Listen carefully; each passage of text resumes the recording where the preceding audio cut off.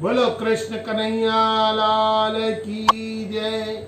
बोलो राधे रानी की जय। बोलो गुरुदेव की जय हो। राम कृष्ण हरे। आज की कथा समुद्र मंथन की व्याख्या है।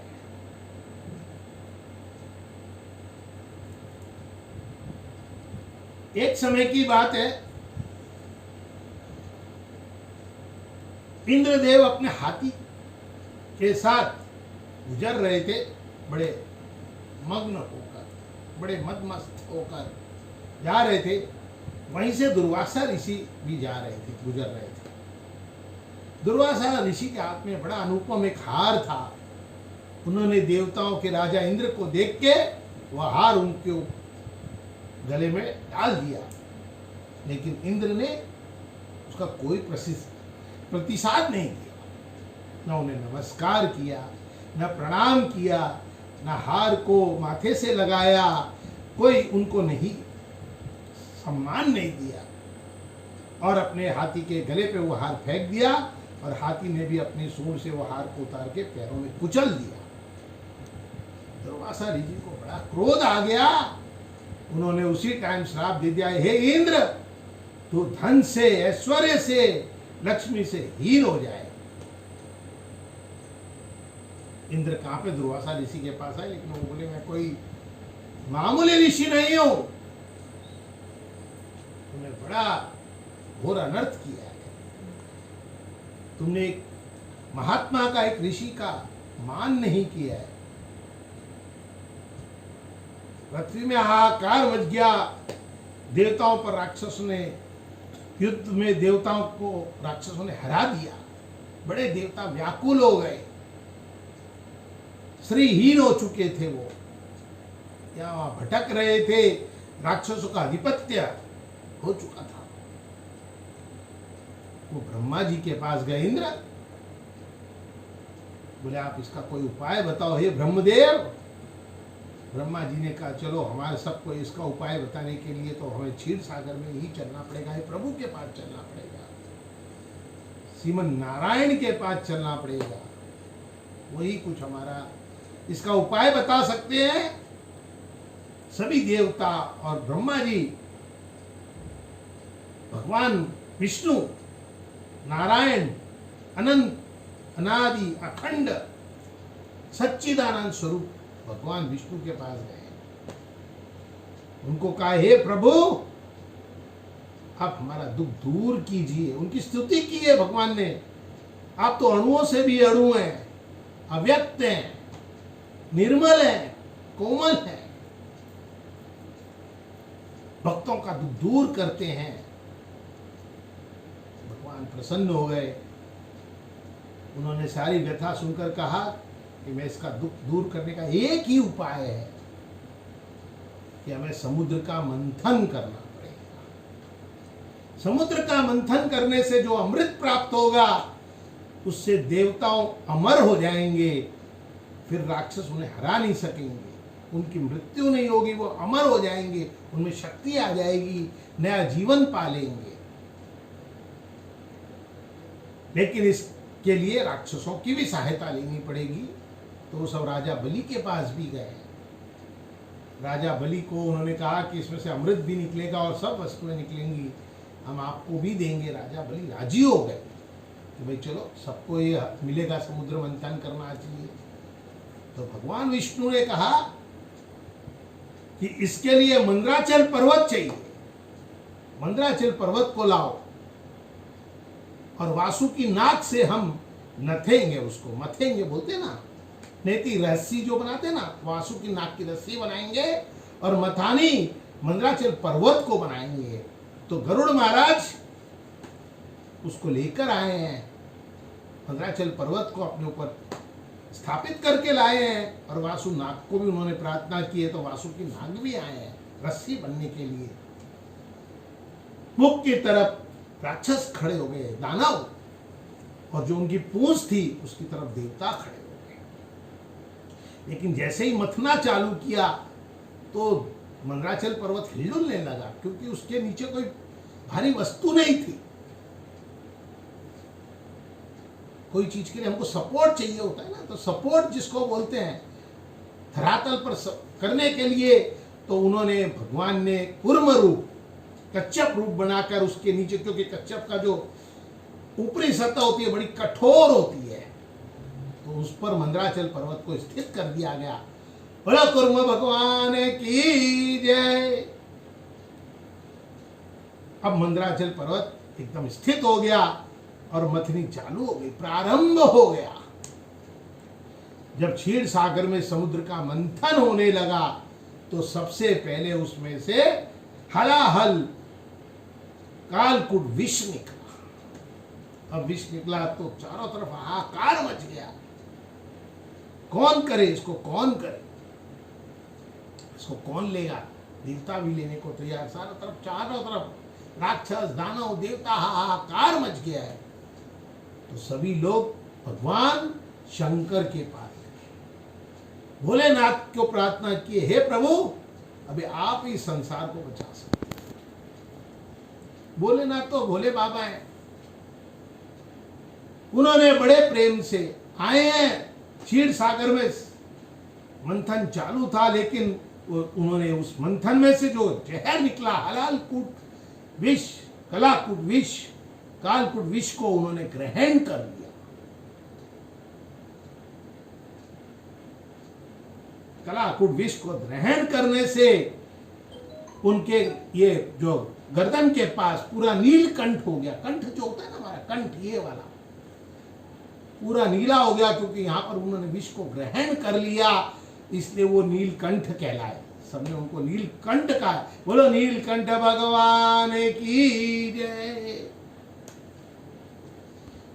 अब ये कलाकूट विष क्या होता है, आप समझो।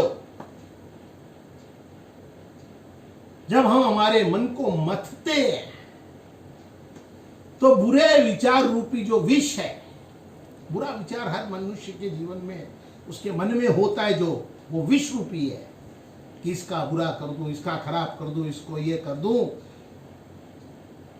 तो उसके जो बुरे विचार रूपी विष है, जब वो अपने मन को मंथन करता है और भगवान को अर्पण कर देता है, तो तब अमृत निकलता है।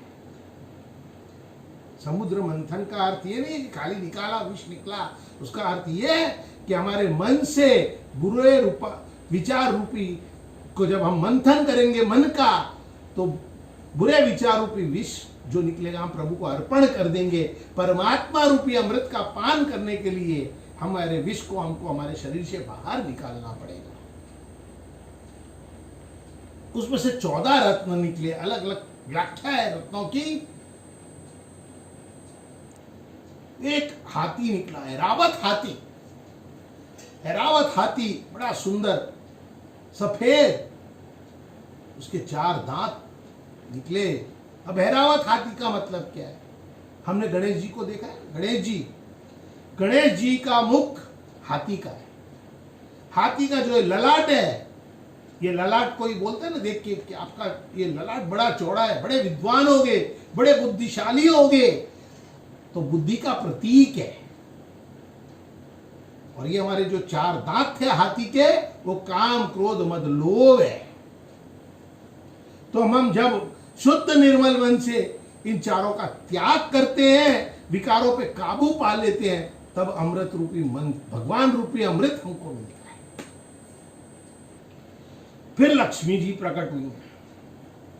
लक्ष्मी जी का रूप है? धन, वैभव, ऐश्वर्य।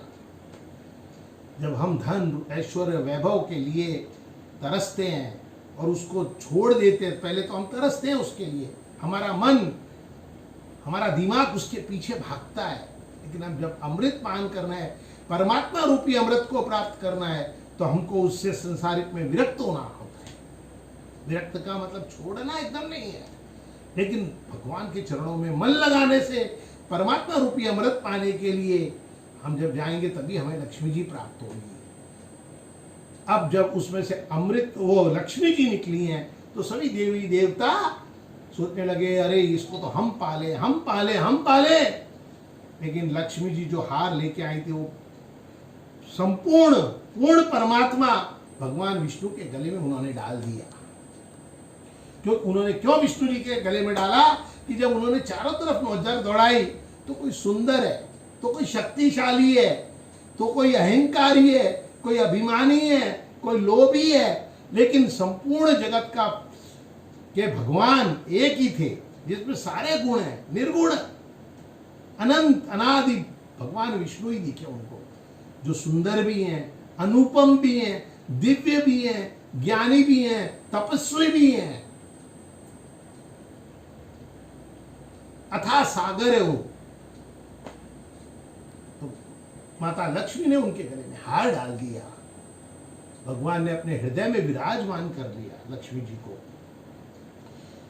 अब अमृत को धन्वंतरी जी, जो औषधि के, जिन्होंने औषधियां निकाली है, धन्वंतरी जी काय के प्रतीक है? निरोगी के मन के, निरोगी। हमारा शरीर निरोगी होगा, तन निरोगी होगा तो मन निरोगी होगा, मन निरोगी होगा तो निर्मल हो जाएगा। तो धन्वंतरी जी कलश लेके अमृत लेके निकले। जब अमृत लिया है तो देवता ने वो अमृत को दानवों ने वो अमृत को छीन लिया, बोले हम लेंगे हम लेंगे, सब आपस में लड़ने लग गए। अब भगवान समझ गए अगर ये दानवों ने, राक्षसों ने अमृत पी लिया तो मैंने जिस चीज के लिए ये मंथन किया है वो मंथन तो अधूरा रह जाएगा। तो उन्होंने मोहिनी रूप, एक सुंदर स्त्री का रूप बनाया भगवान ने। बोलो मोहिनी भगवान की जय। एक बड़ी दिव्य सुंदर स्त्री आई, उसको देवता वो असुर देख के बड़े भ्रमित हो गए। भगवान ने उनको भ्रमित कर दिया और उन्होंने कहा, देवताओं ने कहा कि आपकी बात हम मानेंगे, राक्षसों ने कहा हम भी मानेंगे। भगवान ने मोहिनी रूप में सारे देवताओं को अमृत पिला दिया। वहां पर राहु, एक राक्षस राहु जो था वो भी बैठ गया, उसने भी अमृत पी लिया। तो चंद्रमा और सूर्य ने देख लिया कि भगवान ये तो राहु है, तो भगवान ने अपने सुदर्शन चक्र से उसका सर से धड़ अलग कर दिया।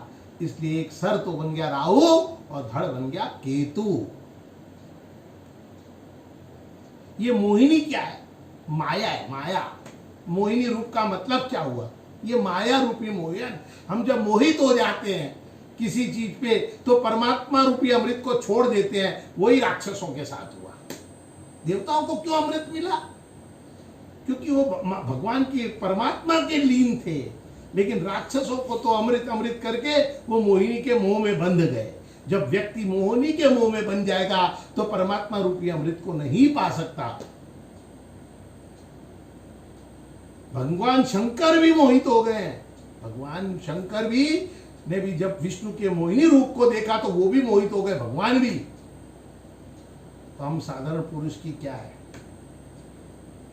इस कथा का तात्पर्य ये है, उसमें घोड़ा भी निकला, चंद्रमा भी निकला। चंद्रमा को शिव जी ने अपने मस्तक पे धारण कर लिया है। चंद्रमा मन का कारक है।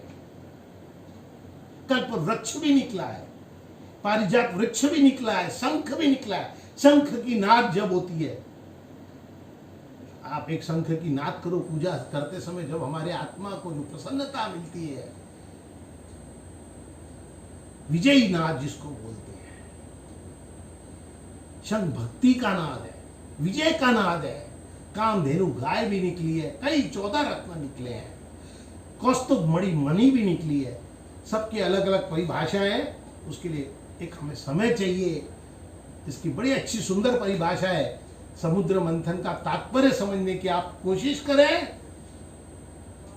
और भगवान ने फिर सबको मोहिनी रूप हटाया और अपने दर्शन दिए देवी देवताओं को, राक्षसों को। बोलो नारायण भगवान की जय, बोलो विष्णु भगवान की जय, बोलो लक्ष्मी मात की जय, बोलो शंकर भगवान की जय। लक्ष्मी जी जो प्रकट हुई हैं, उनका श्री सूक्तम से ओम हिरण्यवर्णाम हरिणीम स्वर्ण स्तजाम चंद्राम हिरण्यमयी लक्ष्मीम जात वेदो मां।